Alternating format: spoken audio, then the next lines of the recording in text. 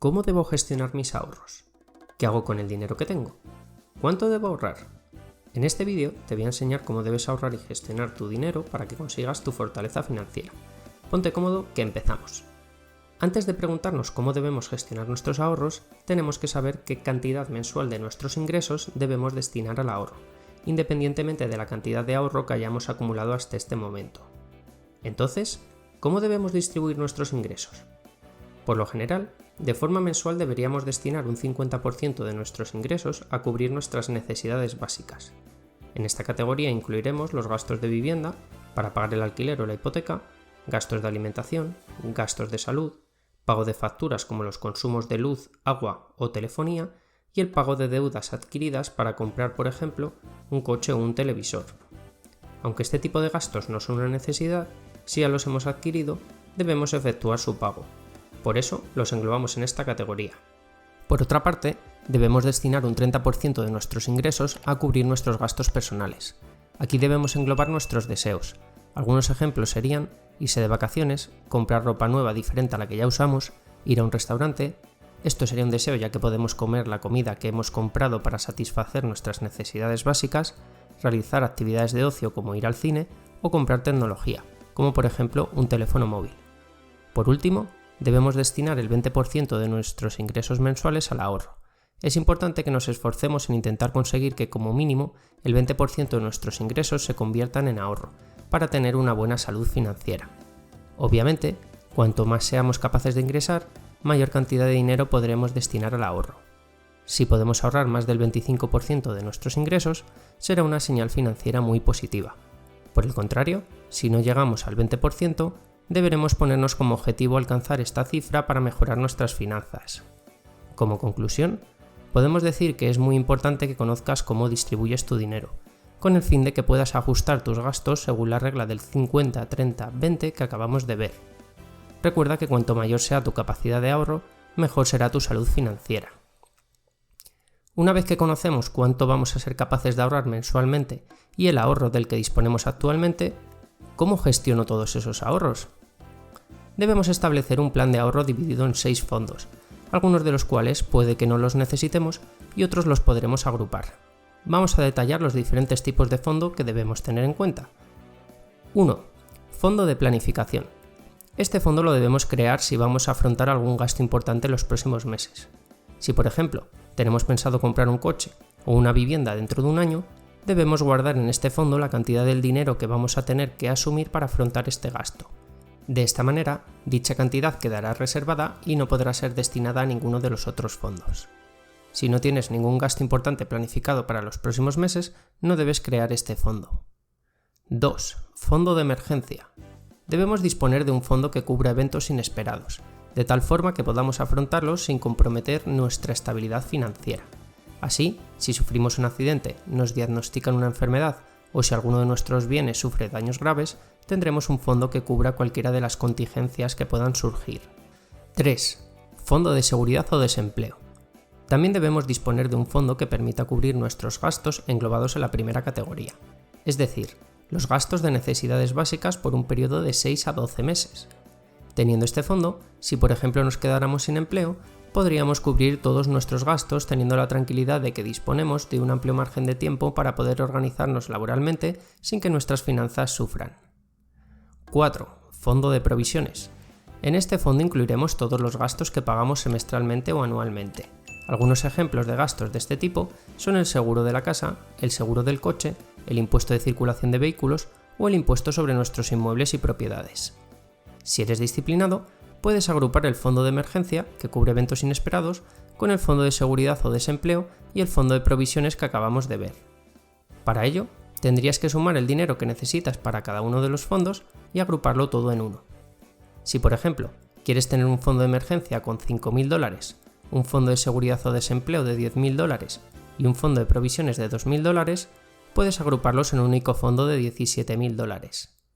Para poder agrupar estos fondos, debes mantener de forma disciplinada la cantidad total del fondo de forma constante en el tiempo.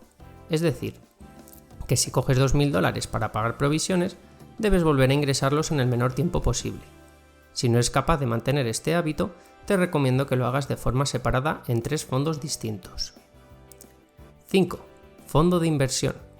Una vez creados los fondos anteriores, debemos crear nuestro fondo de inversión que multiplique nuestros ahorros. En este fondo debemos invertir en bonos, acciones, fondos de inversión, bienes raíces y otros activos que multipliquen nuestro dinero y ahorro acumulado. Si tenemos créditos al consumo, lo que se conoce como deuda mala, como por ejemplo la compra financiada de un coche, debemos conocer el interés al que estamos pagando el crédito y calcular si la mejor opción es pagar dicho préstamo con el fondo de inversión que hemos creado. Esto lo veremos más adelante con un ejemplo. No obstante, debes evitar este tipo de deudas, ya que agravan tu situación financiera debido a los tipos de interés que debes pagar, disminuyendo fuertemente tu capacidad de ahorro. 6. Fondo de caridad. Tenemos la opción de tener también un fondo de caridad en el que donar una parte de nuestro dinero a diferentes causas benéficas. Por ejemplo, si ya tienes construido todos tus fondos anteriores, sobre el nuevo ahorro generado mensualmente puedes destinar un 10% a causas solidarias que sean importantes para ti, generando un impacto positivo en el mundo que te rodea y en el resto de personas. Veamos cómo componer nuestros fondos con un ejemplo. Supongamos que tenemos un ahorro acumulado de $15.000 y nuestra capacidad de ahorro mensual es de $750. Supongamos de nuevo que queremos tener un fondo de emergencia de $5.000, un fondo de seguridad o desempleo de $10.000 y un fondo de provisiones de $2.000. En este caso, no necesitamos tener un fondo de planificación, ya que no vamos a realizar ningún gasto importante en los próximos meses. Primero, vamos a planificar cómo va a ser nuestro primer año. Si durante 12 meses seremos capaces de ahorrar $750 de forma mensual, vamos a generar un ahorro de $9.000. Estos $9.000, unidos a los $15.000 que teníamos ahorrados inicialmente, hacen un total de $24.000, que destinaremos a cubrir el fondo de emergencia con $5.000, el fondo de seguridad o desempleo con $10.000 y el fondo de provisiones con $2.000. Si al final del primer año no hemos perdido el empleo y tampoco hemos tenido ninguna emergencia, solo habremos usado el fondo de provisiones para pagar algunos gastos anuales como los seguros e impuestos del coche y la casa. Como hemos gastado el fondo de provisiones, usaremos $2.000 para reponer dicho fondo.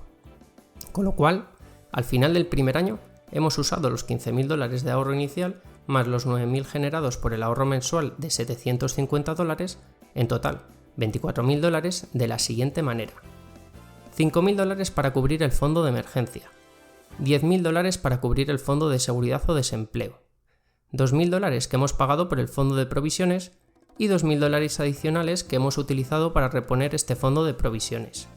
En total, $19.000 destinados a estos tres fondos, de los que tendremos en el fondo $17.000, ya que hemos gastado $2.000 para pagar el fondo de provisiones. Los $5.000 restantes los vamos a utilizar para nuestro fondo de inversión. En los siguientes años, si no hemos perdido el empleo ni tampoco hemos tenido una emergencia, seguiremos generando $9.000 anuales que provienen del ahorro mensual de $750.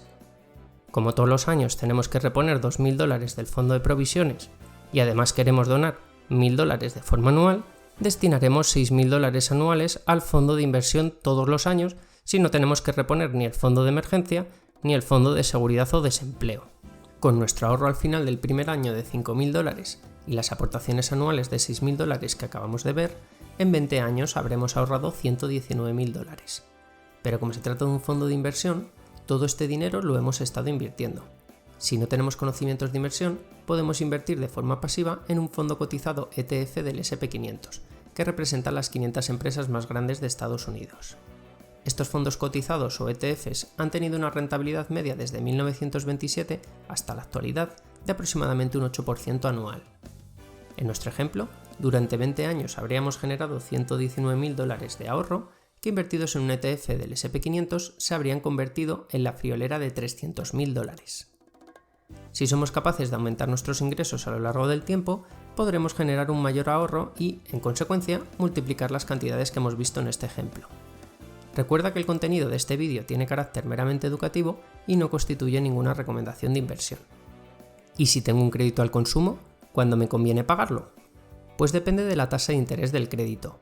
Si, por ejemplo, has comprado un televisor por $2.000 y la tasa de interés es del 15%, debes liquidar inmediatamente la deuda, ya que si invertimos nuestros ahorros en un producto como un ETF del S&P 500, generaremos una rentabilidad media del 8%, muy inferior al 15% que estás pagando de intereses.